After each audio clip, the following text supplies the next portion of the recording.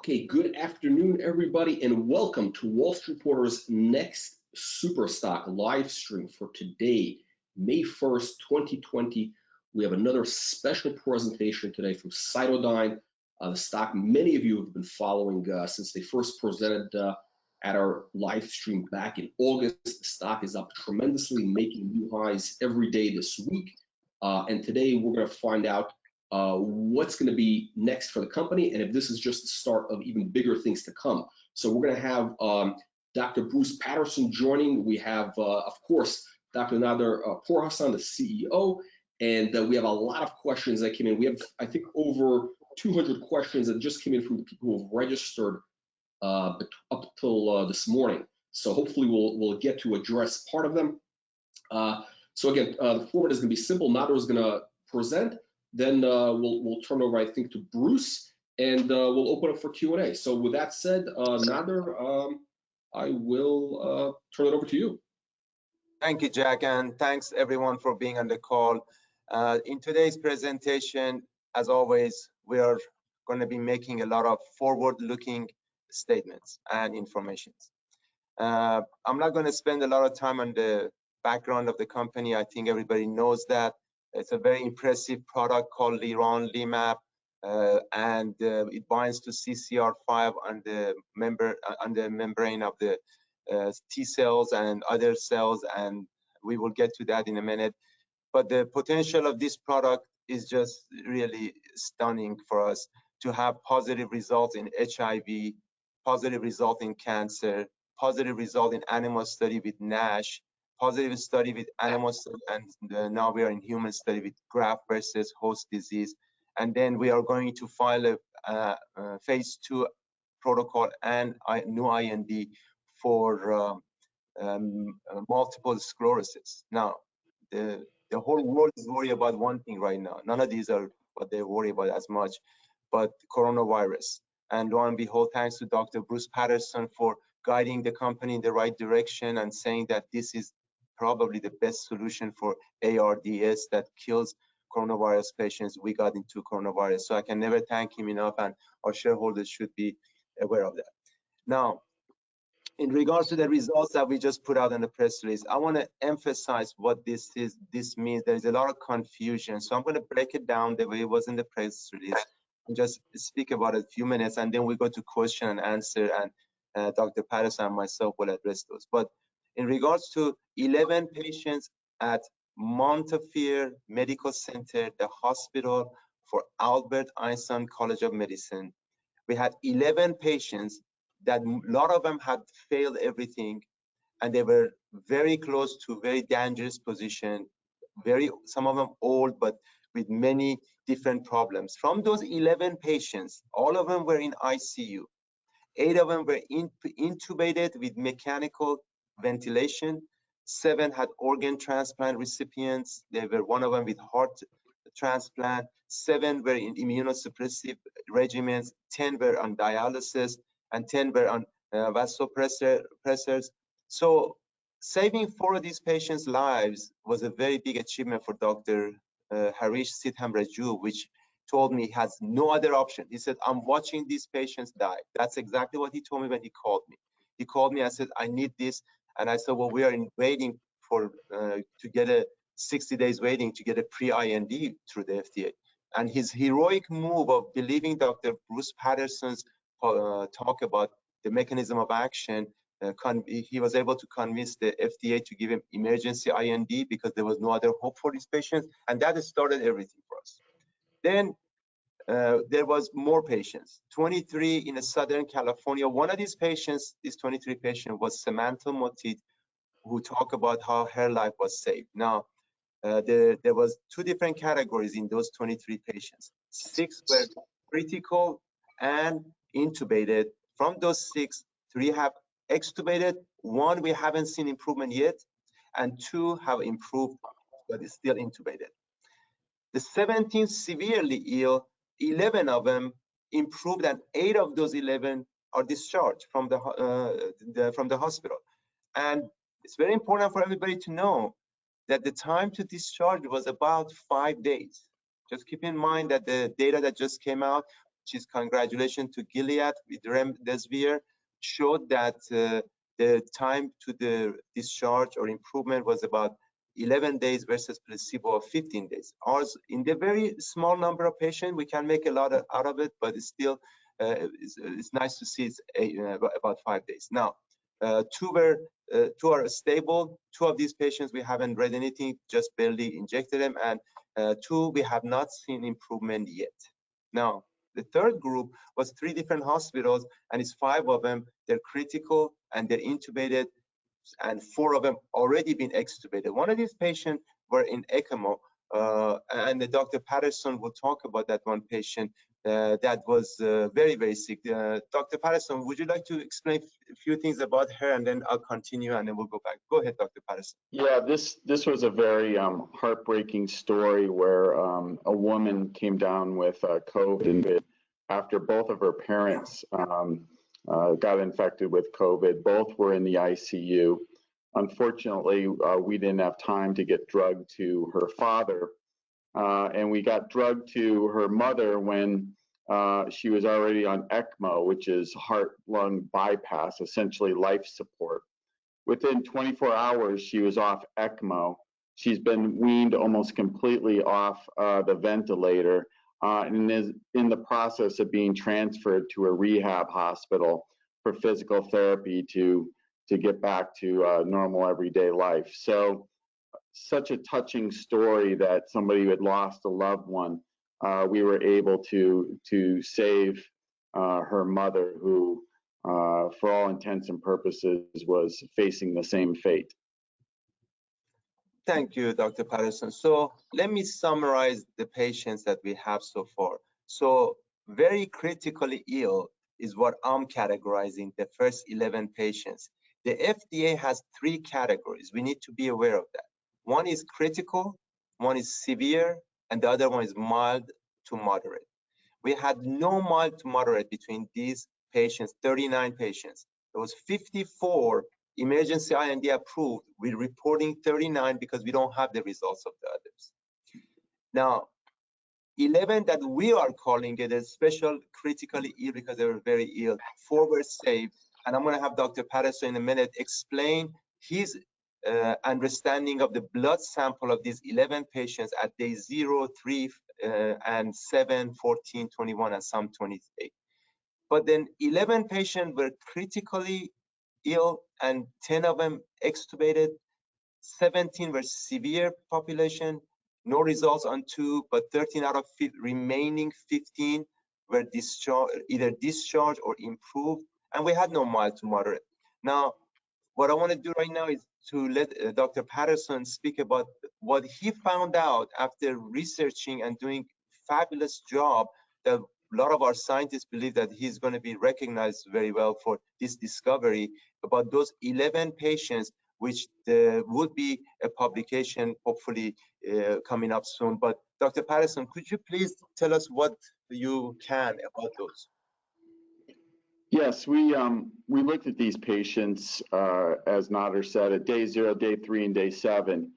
What was absolutely amazing is we discovered a protein that was 100 times the normal level in these patients, far greater than the level increase of interleukin-6 and other cytokine storm components. This protein, called RANTES or CCL5, is actually blocked by leronlimab from binding to CCR5 on immune cells. Essentially, RANTES is like a magnet for immune cells. And what it was doing in the lung was drawing in enormous amounts of immune cells into the lung, where they made more cytokines and more RANTES, and then more cells came in. And what happened is you got a sequestration of immune cells in the lungs that were causing the severe damage and mortality.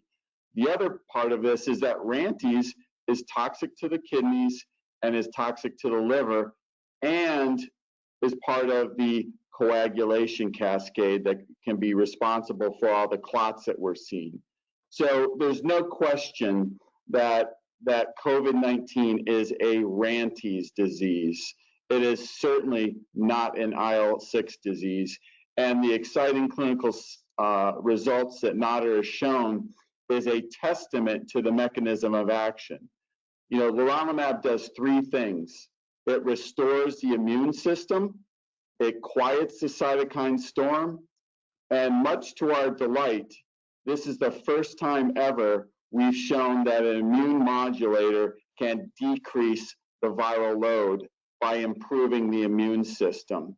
So everything that everyone's looking for in COVID, which is those three components, restore the immunosuppression to normal levels, quiet the cytokine storm, and reduce the viral load, are all accomplished with one drug, not two drugs, not a combination of drug that was suggested by Dr. Fauci the other day, where any antiviral would need to be accompanied by an anti-inflammatory. This one drug has accomplished all three of those goals with a single once-a-week injection over 2 to 3 weeks, and we've shown tremendous improvement in all of these categories. And I should mention that our preliminary studies have shown that Rantes is also increased 5-fold in mild to moderate patients. So this is not a protein that just occurs in critically ill patients. It starts early and is probably the reason why this disease progresses so quickly. So if we can intervene early with leronlimab, we have tremendous potential of keeping people from going to mild to moderate disease to severe disease. And if we can do that, and we can take the specter of death and morbidity out of the community, out of the population, out of the world's thinking, we can get people back to work and start to build our normal lives again. The one concerning point about the study that we just accomplished is, indeed, we found COVID-19 in blood. That has critical implications for our blood supply. Our blood supply is tested for HIV, hepatitis C, hepatitis B, and West Nile virus. We have got to be able to alter how we test our blood supply to include COVID testing to ensure the safety of our people around the world. So, you know, the importance of this study, which is off for review at a prestigious journal, is overwhelming. Having identified a major mechanism of COVID, in addition to identifying a major concern about this infection that goes beyond the health of the infected, but can infect all of the uninfected as well. Thank you so much, Dr. Patterson. Now, as you told me before that the body of information in those 11 patients, the blood sample that you analyzed, probably you could have 5 or 6 publications about all those. Is that correct? Or how many more publications would you expect? Absolutely. This is just the beginning. There's so much information. There was so much information from these first 10 patients and their response to leronlimab. We couldn't possibly put it all in a single paper. It could almost be a book chapter. And for that reason, we're going to continue to publish these results in the very critically ill, but also as data comes in on the initial presentation of the mild to moderate patients. I think it's just as important to see how many of these patients with less severe disease also have COVID in the blood. It's absolutely critical to understand the dynamics of what's called viral load, or how much virus is in blood. And this measurement is far more accurate than nasal swabs or swabs from the lungs or tracheal aspirates or anything coming from the lungs, because there's a denominator. It's the number of copies of virus per milliliter of blood, and that's very, very reproducible. But I think we have to look at that parameter across the spectrum of the disease for the safety of everybody around the world. Thank you so much, Dr. Patterson. The next thing that I'm like to ask you, if you don't mind, is the viral load in the study that was done with remdesivir, which again, congratulations to Gilead for reaching their primary endpoint as it was reported. We need products to work desperately, and this is a very good step forward. But in that study, what I received so far, if it's correct, is the primary endpoint being the time of to get discharged versus placebo. The viral load that they showed, what I received, if that was the correct graph that I received, there was no difference between placebo and the active arm. There was no difference in the viral load. Now, what is the viral load difference in your 11 patients that you analyzed? Well, that's a very important point. The first thing I have to point out is that viral load was not in plasma or in blood. That was viral load from nasopharyngeal swabs or from samples from the lungs. So it's very, very different. We would expect virus to be there. And you're absolutely right. There wasn't a statistically difference between the two groups for an antiviral. We are the first to report a quantitative viral load assay from the actual blood and be able to show that over time in response to a drug and show that leronlimab is capable of decreasing it, and it is statistically significant at day 7 in all of these patients that we tested. So leronlimab is not an antiviral drug. How do you explain that what the viral load drop that we saw with leronlimab? What do you attribute that to? This is an enhancement of the immune system by inhibiting Tregs, which shut off the immune response, and by restoring immune homeostasis, we're allowing the patient's own immune system to eliminate virally infected cells.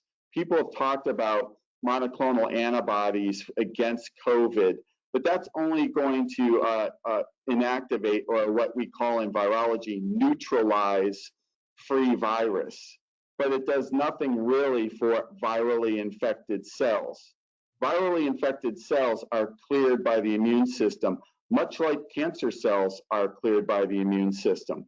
And that's the analogy with leronlimab in COVID and leronlimab in cancer. What we're doing is taking advantage of everything we've learned in cancer by the seminal discoveries of PD-L1 and other checkpoint inhibitors that showed that our own immune system is the strongest weapon against tumor cells. We all know that cancer, there's directed therapies against lung cancer, against breast cancer, against others that directly target cancer genes in those cancers. However, PD-L1, which is a, quote, non-specific approach to cancer elimination and can be used in many, many different cancers. Why? Because it actually enhances the immune response against those cancers that express the PD-L1 marker. Leronlimab is similar. It enhances the immune response. And whether that's an immune response against cancer or immune response against COVID doesn't matter.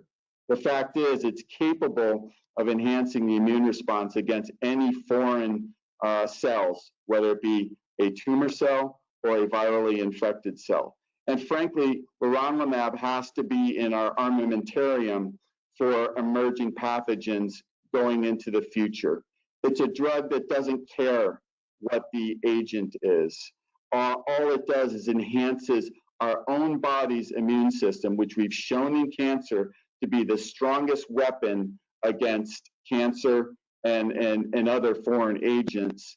We are cranking up the immune system to be able to target these foreign, quote, foreign invaders. And so I think it has to be, going forward, a part of our strategy for addressing emerging pathogens that we'll see in the future, not only COVID.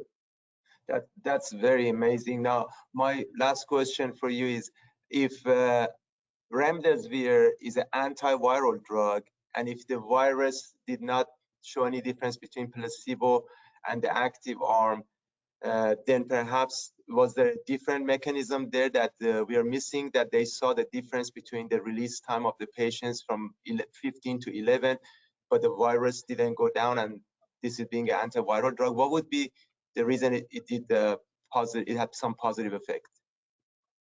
I mean, right now we don't know, and that's why we work so hard in coordination with the clinical trials with leronlimab in defining very, very well the mechanism by which leronlimab is working in COVID.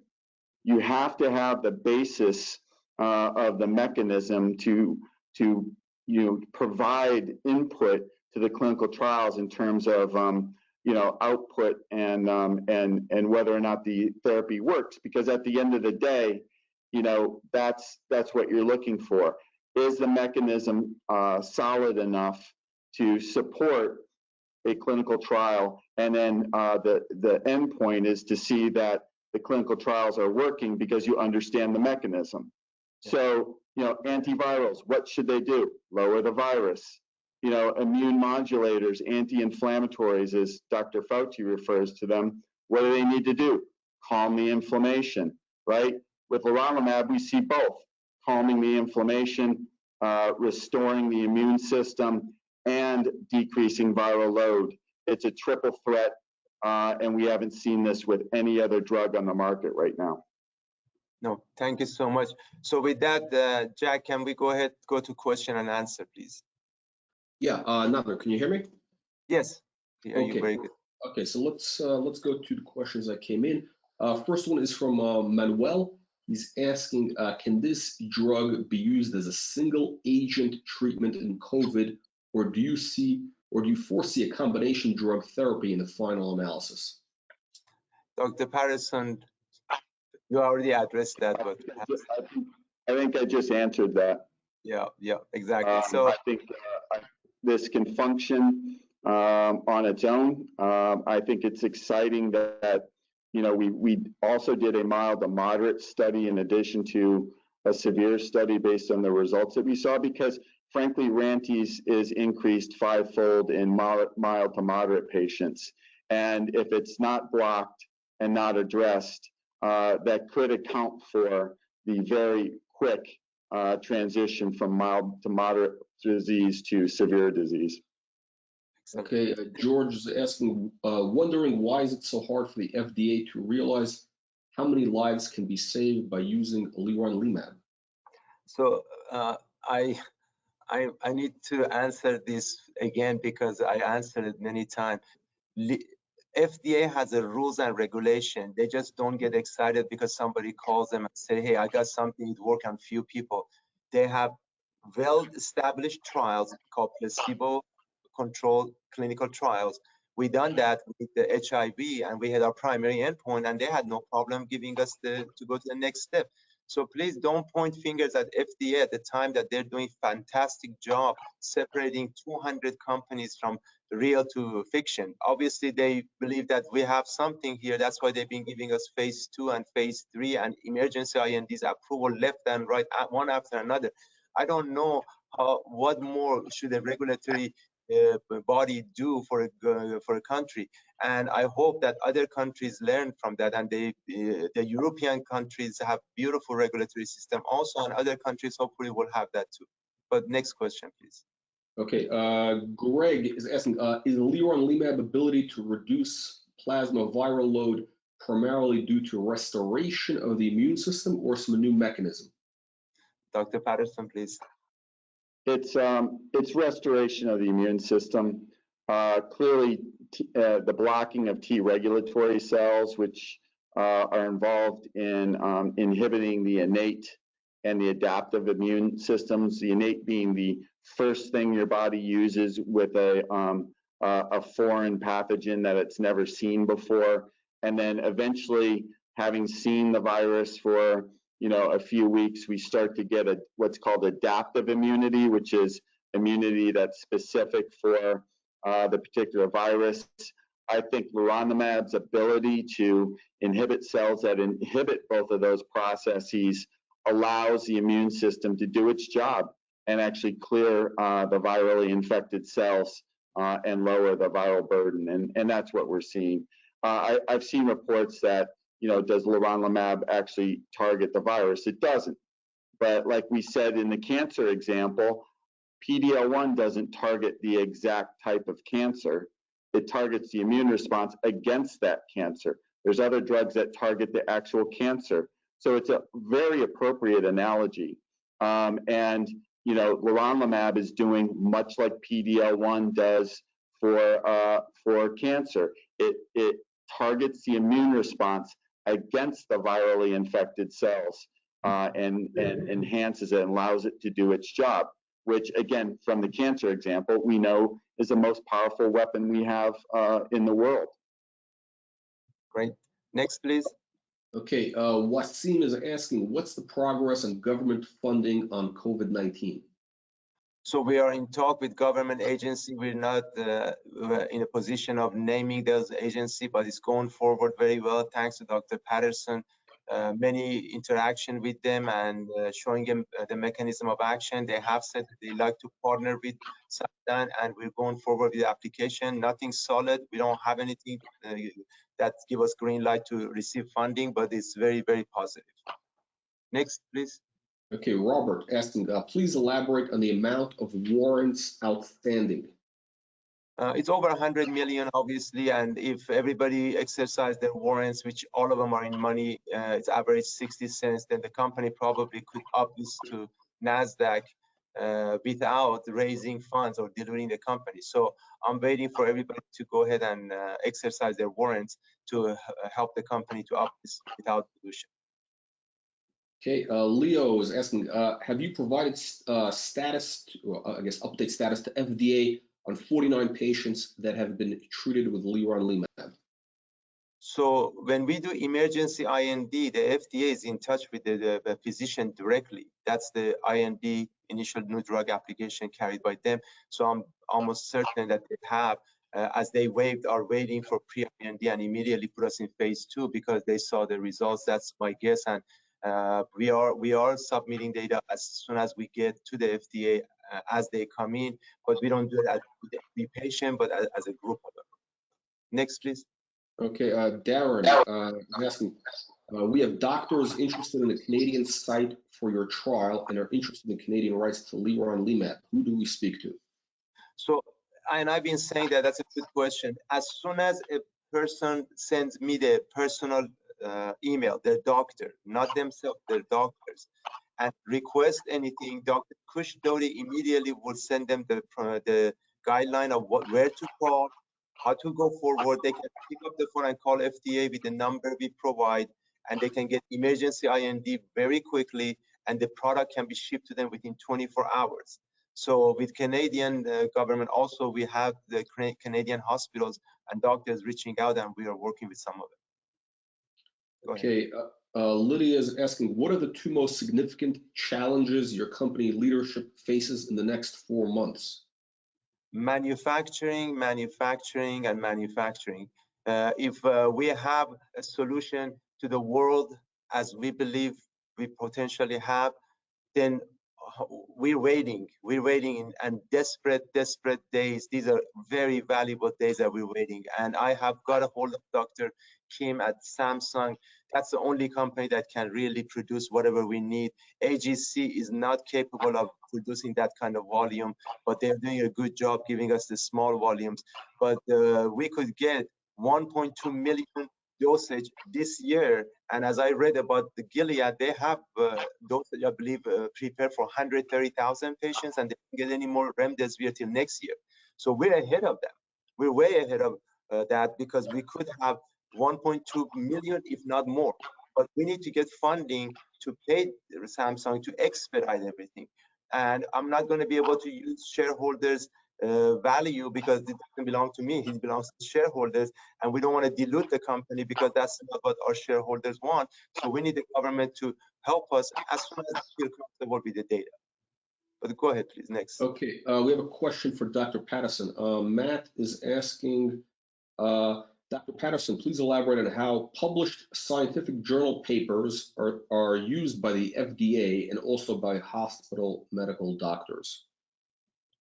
You know, that's a great question. And I think what we've done is we've been able to submit for publication and you know, hopefully we'll hear very soon, submit for publication statistically significant changes associated with treatment with leronlimab that predate clinical trial significant data, but it also forms the basis of why something is going to work. And so I think the publications are critical as we continue to test patients in these trials. And I do think the publications, especially in very high profile peer-reviewed journals, which is what we're talking about, do have a significant influence with clinicians, other scientists, et cetera, in terms of getting their buy-in in terms of why this should work, and also informing them what we should be looking for in terms of endpoints in these clinical trials. There's been a tremendous coordination within CytoDyn amongst all of us to say, you know, this is the outcome we're expecting. Why? Because we know the mechanism, right? I think it's so important to know what's causing the deaths and the morbidity in COVID, and how is our drug affecting that? And that we have statistical significance in the paper. So knowing that the mechanism is holding up and is clinically significant is giving us great confidence in the clinical trials ultimately being clinically significant. And those two in concert puts us, I think, far in front of the pack because we understand the disease now. We've made these discoveries that haven't been reported. We have the drug that targets what we found, and the clinical trials have been designed accordingly. That's just good medicine as a result of being very forward-looking. We started this 2.5 months ago when nobody believed that leronlimab would have any effects on COVID because they thought it was because it blocked CCR5, which is not the COVID receptor. But we knew what we had, and that allowed us to plan accordingly and develop these beautiful clinical trials, you know, as a result of Dr. Ph.D. and Amarex, who's done an incredible job writing these up with a full understanding of the mechanism. They've been designed beautifully, and we're all very excited to ultimately have those results. Okay, Eric is asking. Jack, let me just add one quick thing. What Dr. Patterson just said, that he discovered that we should go forward for COVID-19 with leronlimab. He also came after we were not enrolling any patients in our cancer trial because our inclusion criteria was the cells on the cancer. If they have CCR5, we let the patient come in. He came and overruled that. He says that you guys are not doing it right. It has to have even the macrophages around it, the leukocytes infiltration around the tumor. You need to look at that. And we did that and immediately enrolled patients and stopped our talk that we had no patient coming in. And so far, all the patients in cancer that we got, almost, I would say 90–95% of them are meeting the criteria because of Dr. Patterson. So the track record of what he has done with our program is really impressive. Next question, please. Okay, Eric is asking, how do your blood test findings help explain the clotting issues being reported with severe to critical COVID patients? Dr. Patterson. Well, it's a beautiful puzzle, unfortunately for the patient, but it's a puzzle. Platelets, which are intimately involved in clotting, produce RANTES, and by producing RANTES, they pull in, again, the magnet analogy, they pull in immune cells. So you get these thromboembolic events due to a combination of platelet aggregation, immune cell aggregation that can cause clots, and in some cases those get released and can cause stroke and other events. So there isn't a comorbidity in COVID that doesn't involve a role of RANTES, and that includes renal failure, liver, elevation of liver enzymes, and clotting. So I think to date, we haven't seen one of the patients on leronlimab with any clotting issues. Okay. Raylene is asking, if your hospital studies are successful, will you be allowed to send your drug globally to help very sick COVID patients? Yes, we could perhaps, but again, each country has to have go through their own regulatory department. So we can move as fast as the regulatory team of each country allows us to do so. Okay. Mark is asking, what is improvement in the length of stay for patients given leronlimab? Do patients develop increased levels of IgM or IgG after? Dr. Patterson? Yes. I mean, as Nader showed in one of his slides, in the study of the severe patients, not the critically ill patients, the average time was 5 days, which of course is much sooner than we've seen discussed in the past few days. So that's great news. I think the better news is that we're able to save a significant number of the critically ill patients as well, especially the ones where resources weren't critical, like in the New York cohort.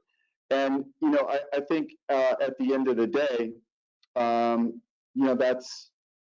that's going to be a huge positive, is that we're correcting all the deficiencies, the immune cell deficiencies. We're lowering the plasma viral loads, and people are going to get out of the hospital sooner. And we're seeing them come off machines much quicker. Even coming off ECMO in 24 hours is incredible for somebody who's been on basically life support for a number of days. Okay. Gina's asking, NASDAQ listing timeline. We got a bunch of those questions. So NASDAQ has a few criteria. We meet most of the criteria. What we do not meet is the shareholder equity value of 5 million, which can be cured by raising funds. And the funds that they want us to raise is based upon the last 4 quarters, what we spent, which is about $55 million or so. So now we have a decision to make. Do we want to go and raise funds right now and dilute ourselves and be able to uplist, or should we wait? If we are going to raise money that much, we need to authorize more shares. One of the things that I prided our team, CytoDyn, after we took the leadership in June of 2018, is we don't want to dilute the company the way it was diluted the year and a half before that under a different leadership. It was 300-400 million shares were authorized, and the company really got diluted. That's a very bad news for us. So in order to make that decision, we want to wait a little bit and see how our trials come out and how the stock price comes up. If the stock price goes to double digit, we do have enough shares to raise money in those levels and suffice that criteria, that main criteria. So the next criteria that we need to be very careful about is do we have the share price above $3 for several days in a row. That criteria is met. For New York, the criteria over $2 has been met. So all of those are met, but just again, the fundraising, and I want to make sure all the shareholders know that if they exercise their warrants, then we will have enough funds without diluting the company to uplist to either New York or NASDAQ, I believe. So next question, please. Okay, Ivan, no question, but I would like to compliment CytoDyn's team, and I applaud doctors NP, BP, and JL and your associates. Excellent work. So, thank you. statement. Okay, so Gus asking, what is CytoDyn's position if asked to combine leronlimab with remdesivir? So as Dr. Patterson indicated, we believe that we not only have a great effect on the virus itself, but we also are immune modulator, correcting the immune system. And because of that, if there was an offer to us and there is some background noise that people are saying that maybe Dr. Anthony Fauci would like to see something like that, we would love to do what our scientists and experts would suggest. So we will have a board meeting immediately and have Dr. Patterson weigh in on all of those and look at the pros and cons and do what is best for our shareholder and the patients of the world, which is #1 priority for all of our shareholders. Is asking, please discuss patent protection. Over 57 countries or more, and we also have about 60 or 70 patents, and there's more patents have been added to us for monotherapy, for cancer, and also all sort of. So we spend close to $1 million per year of shareholders' money on patent protection. So we're set pretty well. Mark is asking, why is Gilead grabbing all of the attention when their COVID-19 results are so poor? Well, you know, we don't want to put water on anybody's results. We got to let the experts talk about that. Dr. Anthony Fauci will let us know how everything is. And as things come up, we'll see. But Gilead was not given any special privileges. Well, actually, I think we got the special privileges for doing a 75-patient trial. They're doing everything they can. This is a company that saves people's lives and makes very good profit for its shareholders. So I have nothing bad to say about that, but good thing. And hopefully one day we can be in those positions. But I don't see anything like that. But next question, please. Okay, Brendan is asking, other than the EA, have you had any discussion with any other government agencies or affiliates regarding leronlimab? We are talking with England, we talked to Italy. Obviously, we have to be careful with the amount of dose of product we have. So we are talking to many countries, including Iran even. Okay, Greg asking, is the availability of the drug still in the range of 130,000 to 160,000 doses? The availability, if you look at 1.2 million till the end of the year, if we get that, that's equal to 600,000 doses, which will take care of a patient, 300,000 patients. They require 2 doses, which is 2 weeks. Next. Okay, a related question. Gary asking, can you produce enough virologics to meet the demand? We hope so, yes. And if we get funding, again, we are a small little company. We need funding and help from government. Next. Josh asking, what's your timeline for bringing leronlimab virologics to market? Well, as you have heard, you know, we are working on the first approval. So that BLA, we have to work on that for HIV, and then COVID-19. If we can expedite things, great. And cancer, same thing. We're going for deadly populations. So hopefully, breakthrough designation path would be faster. We don't know if we're going to get it or not, but we're working on all of that. Next, please. Okay, Fred asking, did Gilead do blind studies like we are doing? Yes. Next, please. Stephen, MOA is to inhibit CCR5 receptors on healthy cells? Dr. Patterson, please. Yes, but remember, CCR5 is highly, highly regulated, and it's also expressed on a certain subset of immune cells. That's why we have to do these special tests called receptor occupancy, because the levels of CCR5, especially in infectious and inflammatory conditions like COVID and cancer, actually can be considered an inflammatory condition as well to some extent, that the levels of CCR5 on these cells vary. And we need to ensure proper dosing, which again, the whole team involved here has thought exquisitely about even the minutest of details of how to succeed. That's what's so impressive about this team that's together right now, is we haven't left any stone unturned to ensure that we're going to get the results that we expect, because we're able to monitor that. We're able to test using specific, what we call companion diagnostics, to show efficacy and to show safety. So, you know, we've thought 4 moves ahead, as I commonly say in reference to chess. You know, it seems like everybody else is going sequentially, you know, testing for the virus and testing for antibodies to the virus. Well, you know what? The next big diagnostic hurdle is testing to make sure that the drugs are working, right? And that has to be implemented. And because we've already implemented that in collaboration with the clinical trials, we know as the trials are proceeding exactly what is going on, and if things are fitting to, you know, to what we expect because of the mechanism of action. And to me, you know, that's the elegance of how we're doing this as a group, is we're able to see that on a day-to-day basis, say, hey, you know what? I think we're on the right track. We're on the right track.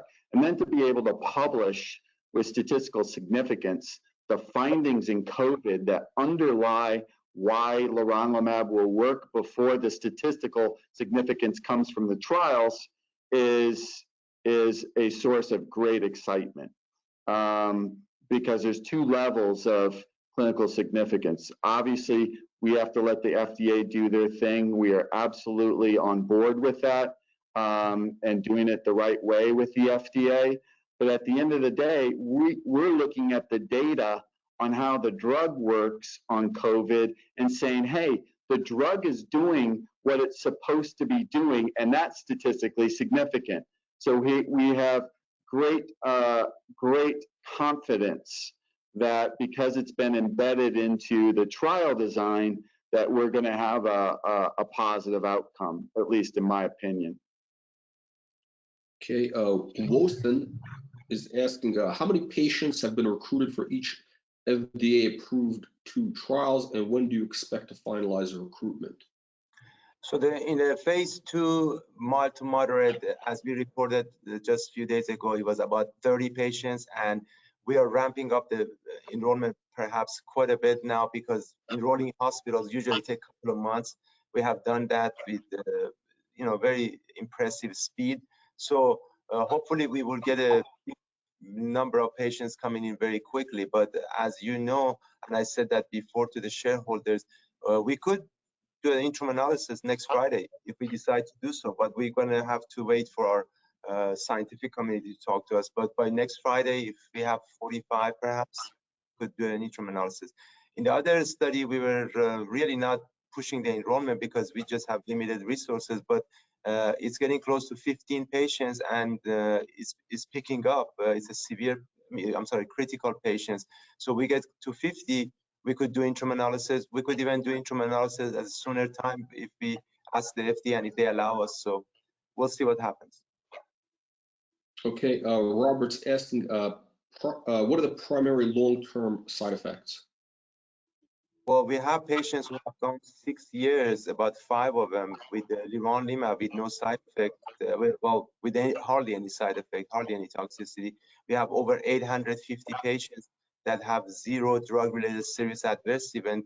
So we don't see any problems. And with the COVID-19, we haven't had anything that I know about right now. As obviously the trials are going, so I have to be careful. As we get data, I will let everybody know if there's any, but we don't expect any side effect or toxicity that is major, that constitutes serious adverse event. That's what I think. Bruce, would you like to add anything to that?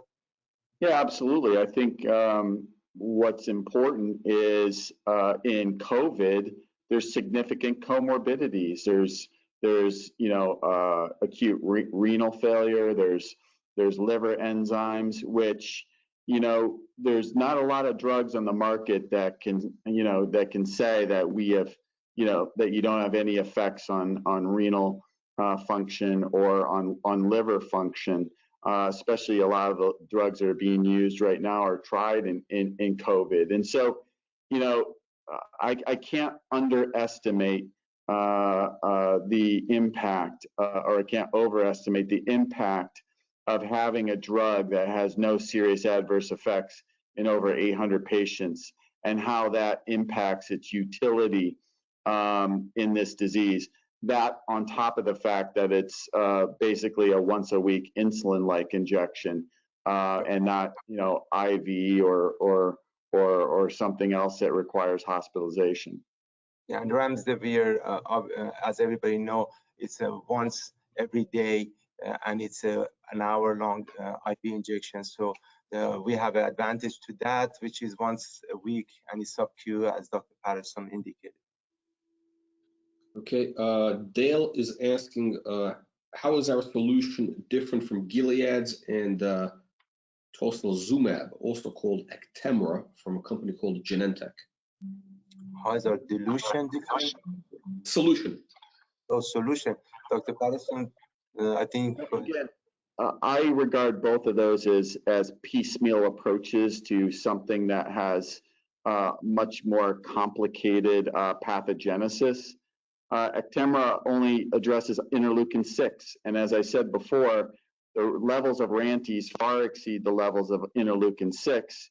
And the other aspect of our study is that by its effects on macrophages and T cells, leronlimab reduces interleukin-6 to normal levels by 14 days. So, it is the Swiss Army knife of COVID-19 therapies that, and these other approaches, whether it be an antiviral or an IL-6 inhibitor, are just treating one aspect of the entire spectrum of alterations in this disease. And the guess is, at the end of the day, those piecemeal approaches are not going to be the solution.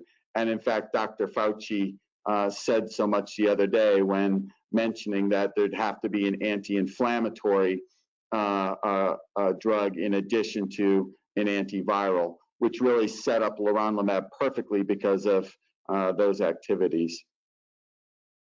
Okay, Kevin is asking, okay, so what's the clinical indicator for leronlimab use? CT scan, SaO2, US chest, CXR. Can you share data about leronlimab? So are we talking about cancer, or are we talking about HIV or COVID-19? This has to be clarified. So let's go to the next question, perhaps. Okay. David, what steps are you or your partners taking now to jumpstart sales once approved? As we said, we saved the company $70 million by signing a licensing agreement with Viera Pharmaceutical, so we don't have to take those steps ourselves, or we don't have to spend that kind of money by diluting the heck out of our shareholders. So we're very proud of what we did by signing a licensing agreement. They are preparing right now. We had a meeting with them yesterday. They are preparing their whole staff. They talked to our manufacturing folks. Dr. Nitya Ray is leading that. Dr. Brandon Ray is there. Dr. Scott Kelly is there. And I was there with whatever meeting they need. So they are preparing right now. Next, please. Okay, Patrick is asking, what would be the earliest point in COVID-19 treatment that leronlimab might be considered for use, e.g., before intubation? Dr. Patterson? Yeah, first of all, I think it's anybody, and we're hearing about people using, what's called a pulse oximeter, or this little device that you put on your finger to measure your oxygen. The way, patients are being managed in an outpatient setting who have COVID is they get this little device, and if their oxygen falls below 90%, then they typically, that's the indication where they go to the hospital. I think the other indication ultimately will be, drop in PO2, which is, this device, but also when you start to see these incredible elevation of RANTES. That's the hallmark of the start of the cytokine storm and the start of the mass migration of immune cells into the lungs. And for us, that's go time, and that'll keep patients from progressing from mild to moderate to severe, in my opinion. So Jack, we're coming close to the hour. Both Dr. Patterson and I are going to have to get to other activities. So maybe another one. Work today. Yeah, go ahead. Should we do one more, or should we wrap it up? No, go ahead, do one more. And Okay. So I think this is for maybe Dr. Patterson here. Okay, so Thomas is asking, how specifically do you believe Rantes overexpression is caused by SARS-CoV-2? What direct or indirect mechanism? Rantes is produced by immune cells, so it's this vicious cycle, and it's also, as I discussed, produced by platelets and other cells throughout the body, but it's basically produced by immune cells. So what happens is you get a migration of immune cells into areas of inflammation, and this is the same mechanism for cancer. The T cells and macrophages come in, Rantes is produced, brings in more T cells and more macrophages, produces more Rantes, and again you get into a situation where that vicious cycle is uncontrolled, and leronlimab is really restoring order and blocking the most important cells, the T regulatory cells, which are actually inhibiting the immune response, and it's also making the macrophages less of a pro-inflammatory macrophage and producing less of the cytokines, storm cytokines, and more of an effector or a positive functioning immune cell. So, that's the story about Rantes. And like I said, the pathogenesis of Rantes in renal disease and liver disease is merely because it brings in inflammatory cells. So you know what? In COVID, you reach a certain point where literally the body is on fire with inflammation, and that's causing mass multi-organ system issues that are blocked by leronlimab, and I'll leave it at that. Yep, thank you so much. Okay, so we have hundreds of questions coming in still live. I'm gonna, Dr. Pourhassan, I'm gonna send them over to you after we're done, and hopefully we can pick them up at another live stream. Yes, that would be better. Okay. Thank you, Dr. Patterson, Dr. Pourhassan, and everybody in the audience, and we'll see you again next time. Yep, thank you so much. Thank you. Thank you. Appreciate it.